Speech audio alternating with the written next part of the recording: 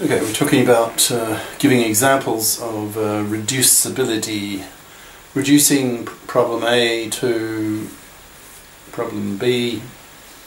You already have knowledge about how to solve problem B, and that helps you solve problem A. That's the essence, right?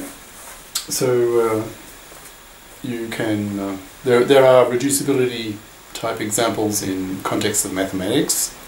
Here's a fairly simple one. Say your problem A is to measure the area of a rectangle. Well, you could reduce that problem A, to the problem of measuring the length and the width of the rectangle. Okay? Because once you have those two numbers, you can easily find the solution to your first problem, finding the area. What's another example? Now, if you know some linear algebra, say you have a set of linear equations, the form ax plus by plus cz equals d, that, for example, that kind of thing. Well, finding the solution to all those variables, x, y, z, whatever, that problem, finding solutions to a set of linear equations, is you can, what's the word?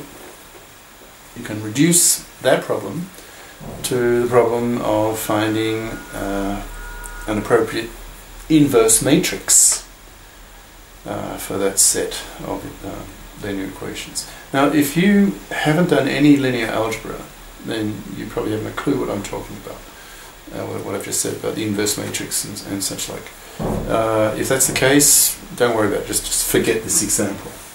But that gives me a plug. I've shown you this book before, but I will give a course on linear algebra as an undergrad course. I think this is senior level, I guess.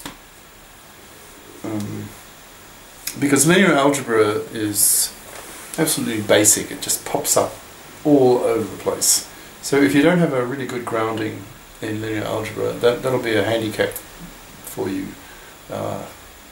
It'll be a real burden. So I consider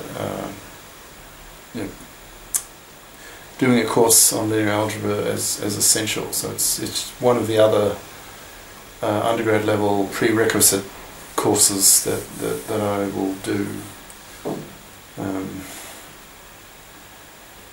I hope it just doesn't take me too many years to get through these undergrad courses. The whole point of deGarisMPC is supposed to be a graduate level set of courses.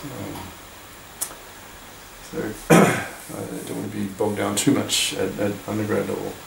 But if you're going to teach yourselves, there are certain core courses, essential courses, that you need to know at undergrad level to be able to do the equivalent courses, the corresponding courses at grad level.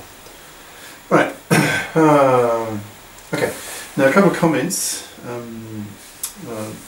looking towards the future a bit. You can use reducibility to help you classify problems, into various categories, various families, and you can do something similar in complexity theory.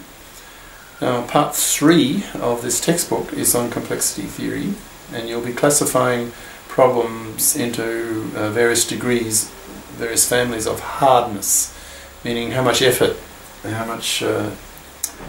how many computer cycles, for example, does the computer need to solve a problem? Is it something that's done quickly and easily, or does it require huge amounts of effort?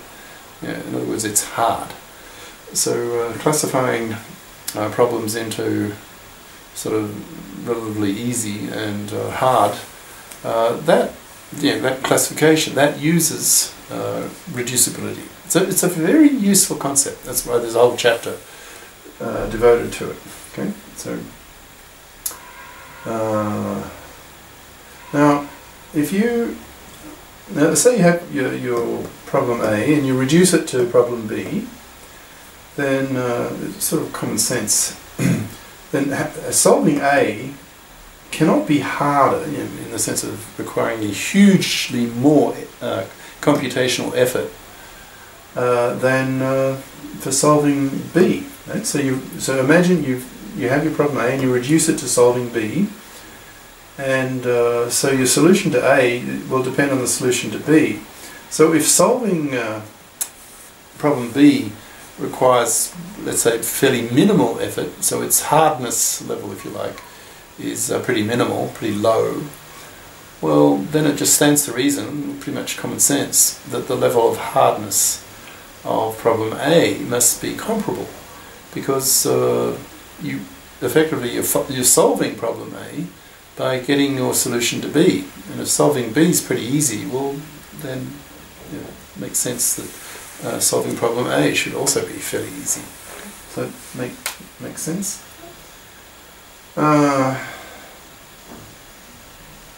Right, now we're getting a bit more meaty now, but a similar kind of logic here.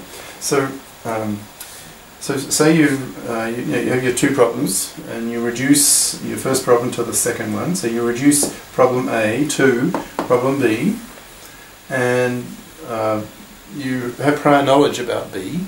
And, that's the usual thing in when you're doing this reducing business. You reduce A to B, and you have prior knowledge. You already know about B, how to solve it, or it's what kind of problem it is, and that sort of thing. So that's typical. So you take some new problem, call it A, and you're trying to get information about it, for example. Well, one handy way to get information about A, like what type of problem it is, stuff like that. Is it decidable, undecidable, whatever? You can get that information often by reducing it to some known problem, B. Okay, so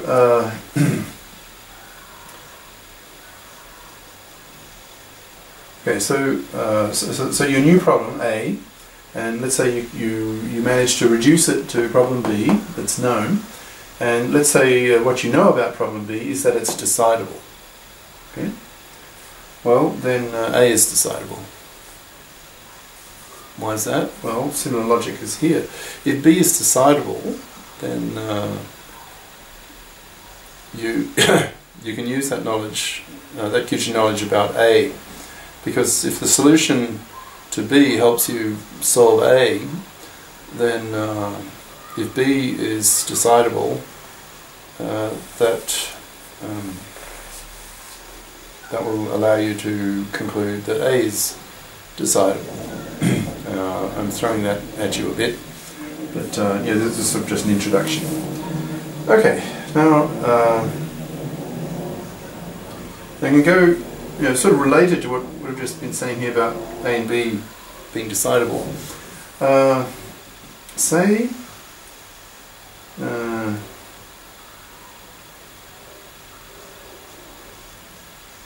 you have you're reducing A to B, and A is undecidable. You're reducing A to B, and A is undecidable. Therefore, B is undecidable. Now, does Sipser actually prove that? I'm becoming increasingly critical of Sipser. There are gaps, there are logical gaps in his story. There are too many lines between his lines of deduction. I'll be complaining again a couple of sessions from now. But this is just sort of thrown at you in effect. Okay, so I'll say it again because it's important. It'll form the basis of this chapter to a large extent. So, okay, so you have two problems, A, and you reduce A to B. Okay. Now, if A is undecidable, then B is undecidable. Okay. and this idea, he doesn't prove it, just states it, then this behavior, if A reduces to B and A is undecidable, therefore B is undecidable. That idea, it's key to proving